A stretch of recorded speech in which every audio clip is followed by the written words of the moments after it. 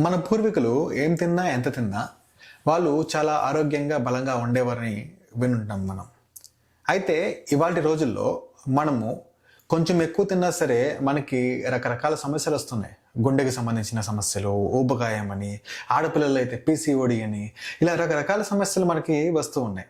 అప్పటికి ఇప్పటికి ఏం మారింది? ఎందుకని సమస్యలొస్తున్నాయి? మన శరీర తత్వం మారిందా? మనం గమనిస్తే మన యొక్క శారీరక శ్రమ మారింది. అంటే గత కాలంలో భౌతిక శ్రమతో కూడిన ఉద్యోగాలుండేవి, పనులుండేవి. కానీ ఇవాళ భౌతిక శ్రమ చాలా వరకు తగ్గిపోయింది. చూస్తే మొత్తం మానసిక శ్రమ ఎక్కువగా ఉన్న ఉద్యోగాలున్నాయి. మరి ఇలాంటి రోజుల్లో మనం ఆహారానికి సంబంధించి ఎటువంటి జాగ్రత్తలు తీసుకోవాలి? అలాగే మన దినచర్య ఎలా ప్లాన్ చేసుకుంటే మనం బలంగా, ఆరోగ్యంగా ఉండగలము? దీనికి సంబంధించి మీరిప్పటికీ అమలవుతున్న విషయాలేమన్నా ఉన్నాయా?